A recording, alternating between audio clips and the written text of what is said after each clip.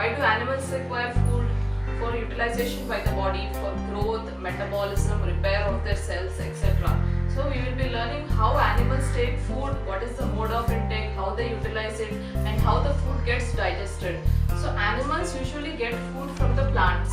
So animals, how do they get food from the plants? Either directly by eating plants or by eating the animals that feed on plants. Some animals like goats, cows, buffaloes, sheep, all these directly feed on the plants or grass. Whereas some wild animals, they eat the animals that feed on the grass, like tigers, lion, leopards. All these feed on smaller sized animals like goats or any other animals. So animals get food from the plants by two ways, either by directly eating the plant or by eating the animals that feed on plants. Feed means here eat only, that eat plants. So what is the nutrient requirement in animals? Why nutrients are essential?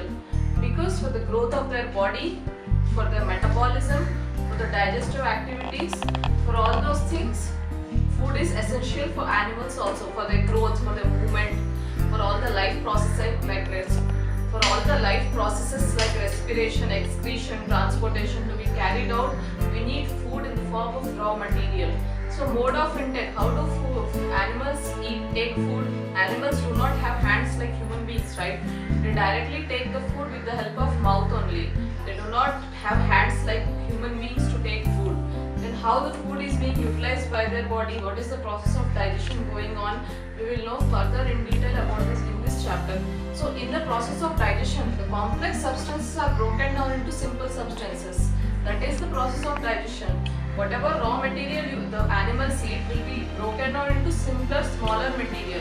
So whenever you chew food, the food will be broken into small pieces, right? So that is the meaning of complex substances into simple substances. And there are different digestive juices that play a role in this process of digestion. Then different organisms have different ways of taking food, right? You know amoeba. Amoeba is a unicellular organism. It doesn't have any specific body parts, right? So just whenever it gets food, it just opens its hand-like structure, engulfs the food inside, and the digestive process present inside the body digests the food. There is a small hand amoeba, a unicellular organism like amoeba. It is irregular in shape, doesn't have any specific body parts. But whenever it comes near the food, something elongates out of the body like a hand-like structure. It engulfs the food inside the amoeba, and then some digestive juices help in digestion of the food in amoeba. Then moving on to digestion in human beings. Have you ever wondered how the food we eat get digested into smaller parts and later the undigested part gets excreted? So there are many processes going on, many steps are there in which the food we eat get digested and the undigested part gets excreted. So in human beings, we should usually take the food through the mouth, right? The mouth is also known as the buccal cavity. And in the mouth, you have something called salivary glands which secrete saliva and make your mouth wet. Then this process is known as ingestion, the taking of food by your mouth. And how the food is being chewed in your mouth with the help of teeth. Then teeth also you have two types of teeth. Primary teeth, that is milk teeth, and then permanent teeth. When the primary teeth start to fall off, you get permanent teeth. And the permanent teeth remain all through your life until you get some disease. Then from the mouth it goes into the food pipe or esophagus. In your throat you are having food pipe or esophagus. For food further moves down the esophagus. Then it goes into the stomach. From stomach there are coiled pipe-like structures called small intestine and large intestine. Then undigested part moves into the anus. So in the stomach you have lots of digestive juices which help in digestion. Now you will be knowing in detail how these 6 parts act in the process of digestion of the food. In the process of digestion by human beings, first part of digestion occurs in mouth and buccal cavity. The mouth and the floor of the mouth together known as buccal cavity. So ingestion is the process by which taking food by the mouth. So when you directly take food with the help of your hands into the mouth, the process is called digestion. That means you are taking food into the mouth. Then what you do, you chew the food with the help of the teeth and break them into smaller pieces with the help of the teeth. So chewing with the help of the teeth and breaking into small pieces with the help of the tooth is the next process. Then what happens after you chew the food, it mixes with the saliva present in your mouth. So food mixes with the saliva. Then from where does saliva come? In the buccal part, buccal means cheek. In your cheeks there are salivary glands. There are something called salivary glands which secrete saliva, and also few enzymes known as salivary amylase. So salivary glands secrete saliva. Then food, after breaking into small pieces with the help of teeth, goes and mixes with this saliva. Then what is the action of this saliva on the food? This saliva breaks the starch into the sugar.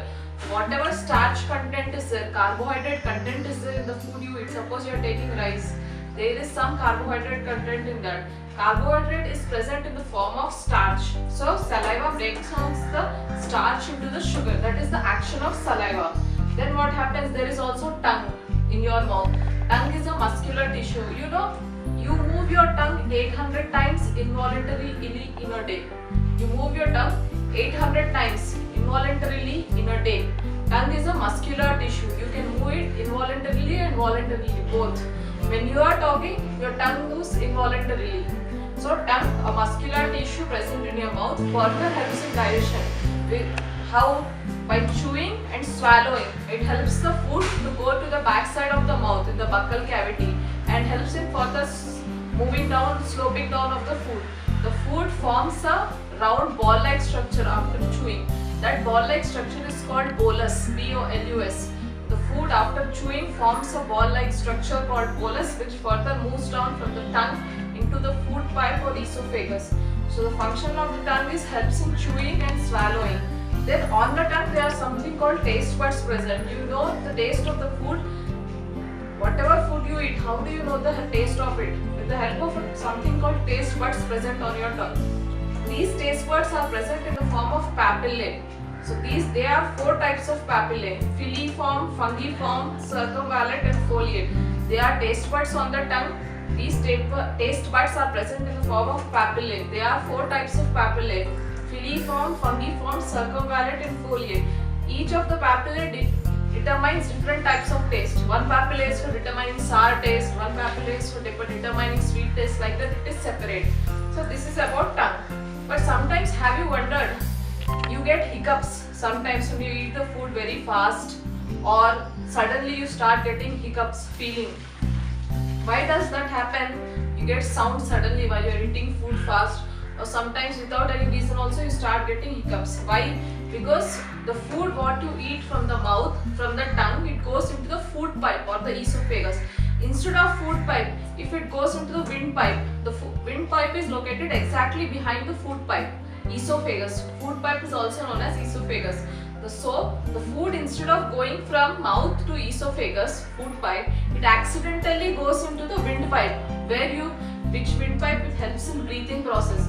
So when it accidentally goes into the windpipe, you start getting hiccups. So how this usually food is prevented from entering into the windpipe all the time? There is a wall-like structure present near the food pipe which is always closed and which prevents the food from entering into the windpipe. But sometimes accidentally the food enters the windpipe. That is caused hiccups. That is what it causes hiccups in your body. Then sometimes there is something called tooth decay or cavity in your teeth. What happens when the food you eat in the dinner time? After the food you eat, if you do not brush properly, there are small particles of food remaining in your mouth.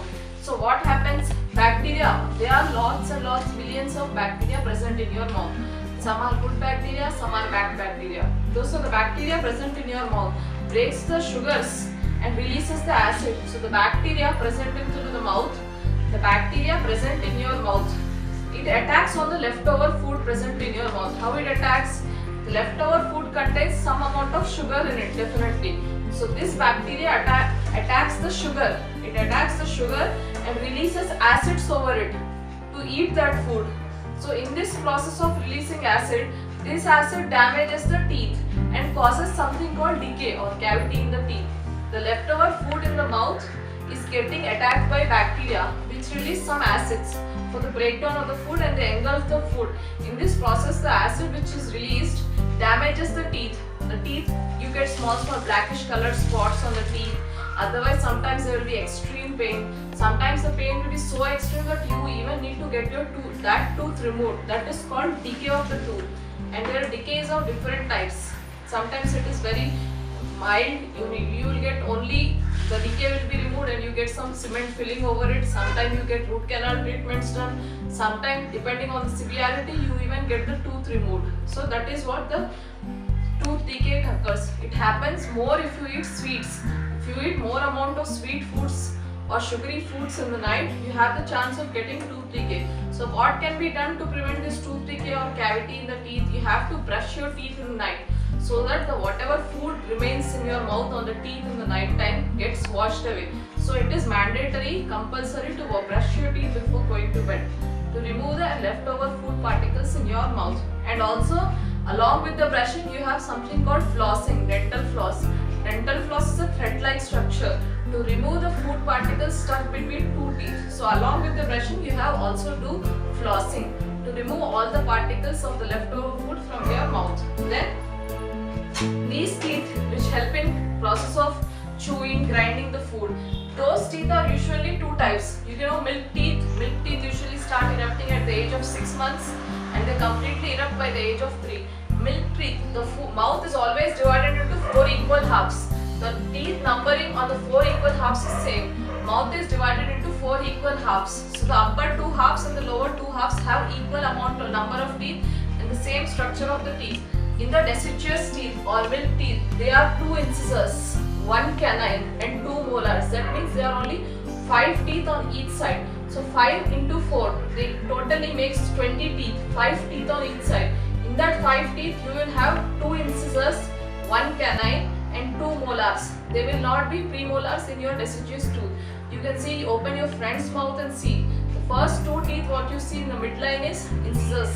Then you have something called 1 canine. Then you have 2 molars in this deciduous teeth or milk teeth. And these start falling off by the age of 5 or 6. And then permanent teeth erupt. In this permanent teeth, rather like deciduous teeth are only 5, but permanent teeth are 8 in number.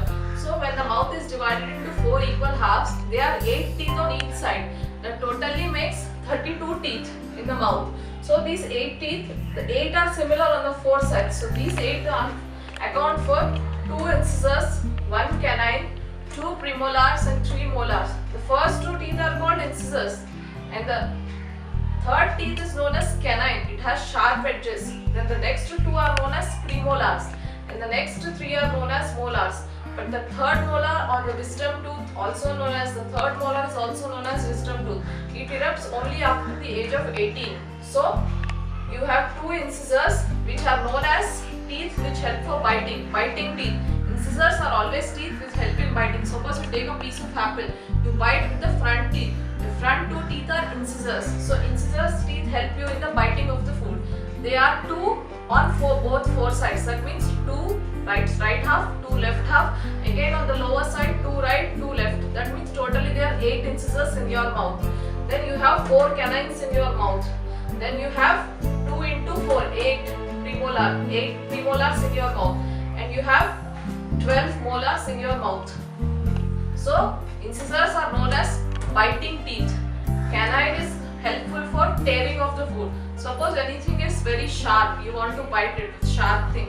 You do it from the side. If you want to bite a hard chocolate, you always keep it from the side and you bite it. Suppose you are biting a corn, a big piece of corn, you always bite it from the corner teeth, this one. This is known as canine. So incisors is helping biting of the food. Canine helps in tearing of the food, tearing into 2 halves. Any hard thing it tears into 2 halves. Incisors are directly for biting. Canine helps in both biting and tearing. And premolars and molars help in chewing and grinding of the food. So incisors help in biting of the teeth. Canine helps in tearing of the teeth. Premolars and molars help in chewing and grinding of the teeth. So now the food has been bitten and chewed into small pieces. It further moves down and slips into the food pipe. So there is one more thing. To prove the effect of saliva. There is an experiment called effect of saliva on the starch. So as I told you, whatever the food you eat contains starch or carbohydrate in it. To show how the saliva acts on that food, we can take 2 test tubes. We can add water to both the test tubes. And in one test tube you add boiled rice, that is cooked rice. And in another other test tube you add boiled and chewed rice. That means cooked and the food you have chewed, you add it. Then you start adding few drops of iodine to both the test tube. Which one changes color? The chewed rice change colors definitely because it is mixed up with the saliva. You have taken 2 test tubes, you have added water to both the test tubes. In first test tube you have added rice, boiled rice, cooked rice. In the second test tube you have added boiled and chewed rice. That means you have chewed the rice. You have bited the rice into small broken down into small pieces and you have added to the second test tube.